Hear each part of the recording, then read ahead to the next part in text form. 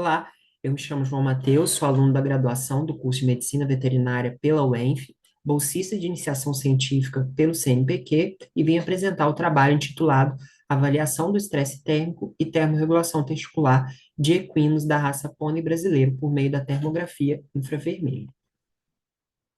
Bom, os pôneis brasileiros, né, eles são originados a partir de raças britânicas, do cruzamento de raças britânicas com animais importados da Argentina e deu origem ao rebanho que nós temos hoje no Brasil.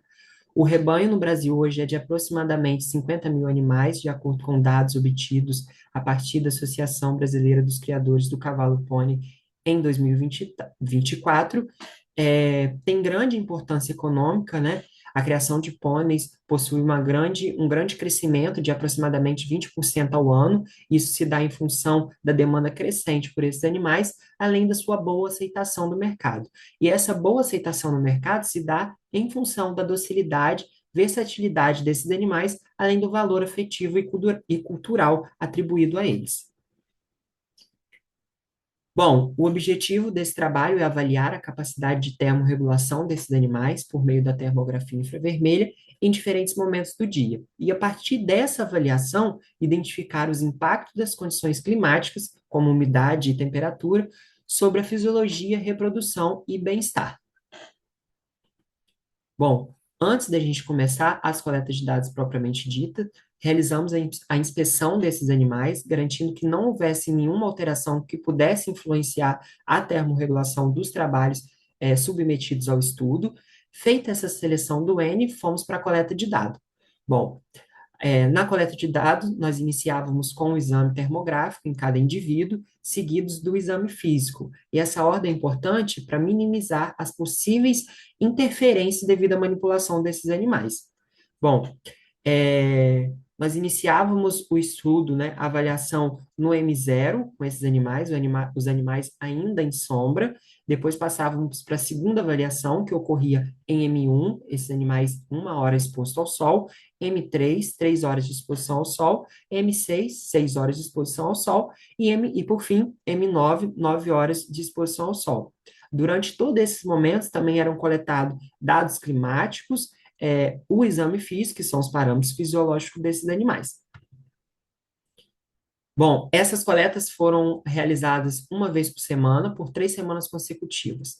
Bom, as imagens foram realizadas da região ocular, pescoço e superfície escrotal. Esses dados foram compilados e foi realizada uma análise estatística do efeito 0, 1, 3 e 6 e 9 sobre as variáveis fisiológicas, ambientais e temperatura da superfície.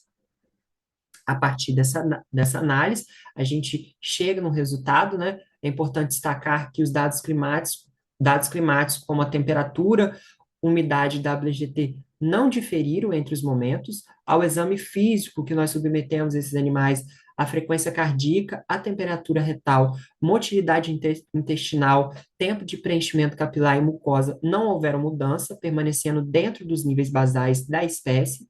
Entretanto, quando nós avaliamos o parâmetro físico de frequência respiratória, houve um aumento significativo, principalmente em M3 e M6. E em M9, esses parâmetros retornaram aos níveis basais da espécie. Esse aumento da frequência respiratória é um mecanismo que normalmente, né, é ativado perante altas temperaturas, e esse aumento se dá em função da hiperventilação que se faz na tentativa de manter a termorregulação corporal. Ao exame termográfico, nós analisamos um aumento na temperatura ocular, principalmente em M6, tendo uma mínima de 32,4 graus Celsius e uma máxima de 34,6 graus Celsius. Esse aumento provavelmente se dá em função da alta capilaridade, né, periférica em torno da órbita.